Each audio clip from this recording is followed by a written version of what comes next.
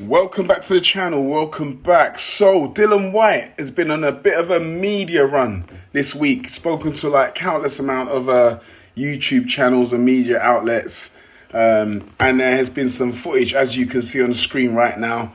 Dillian Whyte looks in shape, right? So last week, we see Dillian Whyte speaking to a lot of content creators, as I said earlier on, and his face looked like it was chiseled, and we never saw the proper physique. Now he's released some actual footage, and we're seeing Dillian, The Zone, The Ring magazine, also Frank Warren's Queensberry Promotions have released some footage on Dillian Whyte. Frank Warren's also spoken on Dillian Whyte and this fight with Moses Itauma. And they're looking to elevate Itauma off of this fight. But then obviously Dillian Whyte is a dangerous opponent. And in the beginning, a lot of us wrote Dillian Whyte off. Now I'm going to speak for myself. I did a couple of videos and I basically was comparing this to Lamb to the Slaughter. Now I was going off of seeing Dillian Whyte in his last two fights, a fight with Christian Hammer in Cork Island, and that was untelevised, and then the last fight that he had with Ebenezer Tete, the kind of drawn out long fight he had, it looked like he was going life and death with Ebenezer Tete. Then we saw Tete get knocked out in one round by Fraser Clark, so it didn't look too good for Dillian Whyte, right? It didn't look too good, and a lot of us was going off of that footage and thinking, well, what's Dillian going to do here? But as I like to say on this channel, and I say it plenty of times, I keep saying it, you're only as good as your last fight. And Dillian Whyte is trying to change that. He's trying to change that. Because it is possible to turn around the whole, situation in your next fight. You could look actual absolute crap in your last fight, and then all of a sudden, it doesn't happen very often, but it's heavyweight boxing and this is life, things like this can happen. But more than likely, you're only as good as your last fight. Most fighters I see anyway, I do notice that.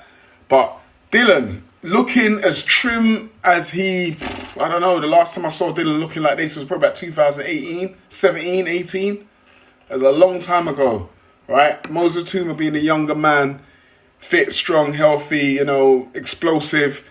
Dillian needs to be in tip-top condition if he's going to actually get anything out of this fight. He knows this as well. Dillian's no delusional type of guy. He knows, right? He knows what's going to be asked of and what's going to be needed of him to be able to get through this fight and actually get something out of the fight. And Dillian believes he can beat Moses Itauma. That's why he took the fight, He's like trying to silence the critics now. And there are a lot of critics out there and you just can't blame them. Like, I'm not going to... look... If Dillian Whyte does get something out of this and Moses Itauma's exposed come fight night, I won't be going around trolling anybody, because 9 times out of 10 you're going to think Dillian's going to lose this fight. And this ain't no bias here or anything like that. We know Moses has been receiving a lot of attention lately, but it just looks like, Moses is going to steamroll Dillian at some point. But again, Dillian's left hook, that dangerous leg hook, the one that dropped Oscar Rivas, the one that dropped Joseph Parker, the one that knocked out Lucas Brown, the one that knocked out Derek Chisora, the one that hurt Anthony Joshua. The left hook is present, right? And there's not much in it when it comes to reach. I was looking at some stats the other day, and I believe the stats I saw from the Ring magazine was saying that Moses Itauma has a slightly longer reach than Dillian Whyte. And I was like, wow. Dillian Whyte has an extraordinary reach for a man his size. His body mechanics are just a bit weird. He's like almost like no dissing. He's also got almost 8 arms. His arms are really long. Look at Dillian Whyte next time you see him fight, or you just see him. He's just got extremely long arms. And these two are roughly about the same height. Dillian's 6'4". I believe they're saying that Itauma's 6'5" now. I thought he was 6'4". Now they pushed him up for 6'5" for this fight. But I don't know. We're gonna see come that fight night when they do size up, what's going to be, the difference between them, who's going to have the height, reach advantage, even a strength advantage as well. Dillian lost a lot of weight. Has he lost too much weight?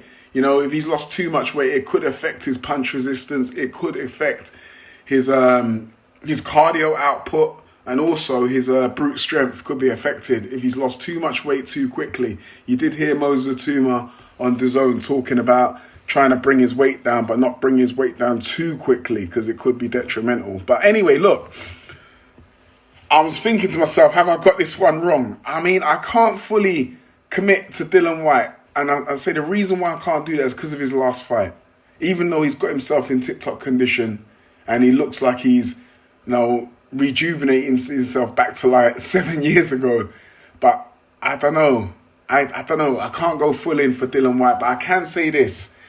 My last predictions about this fight might have been wrong. I think this fight might be a bit closer than I previously stated. So this is getting more and more interesting as time goes on. And look, a lot of people are calling for Dillian Whyte to try and unsettle Moses Itauma at the press conference, try and, use the roadman effect or try to, do something to try and unsettle Itauma, show him that he's there. Bring the brother Dillian Whyte. He used to scare a lot of heavyweights. So people have been saying, I was just newly aware of this. I started to watch back on some old footage. I do remember something with Derek Chisora and Dean and, Dylan and, when they were arguing around the ring and stuff like that. But they reckon Dillian Whyte can bring some effect. But I don't know, man. For me, Moses Itauma's got nothing to lose, man. He's a younger guy. He's only 20 years old. Dylan's the old veteran. And because of the hype, it's the hype. And, and Moses said himself, it's the hype. He's not too fond of too much hype. But he's been getting a lot of hype lately. So, I think we saw this whole thing with Johnny Fisher and Dave Allen, right? A lot of people were high on Johnny Fisher and they thought Dave Allen was right for the picking.